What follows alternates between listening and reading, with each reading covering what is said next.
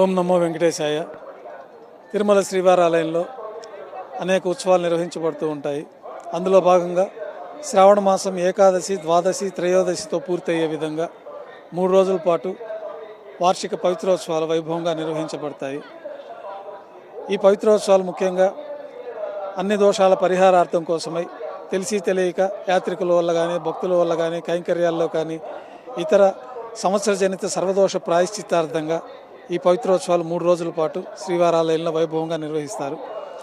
ఈ పవిత్రోత్సవాల్లో భాగంగా ముందు రోజు స్వామివారి సర్వసైన్యాధ్యక్షులైన విశ్వక్సేనుల వారు మన ఆలయం వెనకల భాగంలో కల పవిత్ర మండపానికి చేరుకుంటారు. వసంత మండపంలో విశేషంగా పవిత్రోత్సవాల సందర్భంగా పుణ్యాహవచనం, మేదిని పూజ ఇత్యాది కార్యక్రమాలు చేసుకొని పుట్టమన్ను సేకరించి శ్రీవారాలయంలో కళ్యాణ మండపంలో అంకురార్పణ, వేదారంభంతో ఈ పవిత్రోత్సవాలు ప్రారంభమవుతాయి.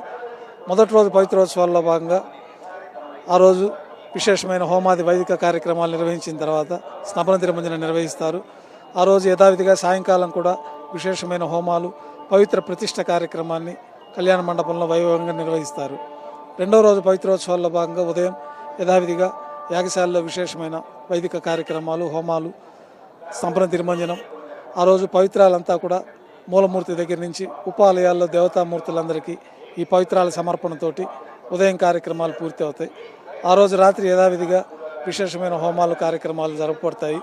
మూడో రోజు పవిత్రోత్సవాల్లో భాగంగా ఉదయం యథావిధిగా విశేషమైన హోమాలు, స్నపన తిరుమంజనం, సాయంకాలం విశేషమైన హోమాలు, పూర్ణాహుతితోటి ఆ రోజు కార్యక్రమాలు పూర్తి అవుతాయి. ఈ 3 రోజుల పాటు పవిత్రోత్సవాలు వైభవంగా శ్రీవారాలయంలో శ్రావణ మాసంలో ఏకాదశి, ద్వాదశి, త్రయోదశితో పూర్తయ్యే విధంగా సంవత్సరజనిత సర్వదోష ప్రాయశ్చిత్తార్థంగా ఈ పవిత్రోత్సవాలు నిర్వహిస్తూ ఉంటారు. పవిత్రోత్సవాల సందర్భంగా శ్రీవారాలయంలో మూలమూర్తికి విశేషమైన వజ్రాది తిరువాభరణాలు సమర్పించబడి ఉంటాయి.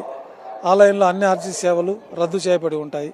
ఆర్జిత బ్రహ్మోత్సవం, ఊంజల్ సేవ, కళ్యాణోత్సవం ఇత్యాది సేవలన్నీ కూడా రద్దు చేయబడి ఉన్నాయి.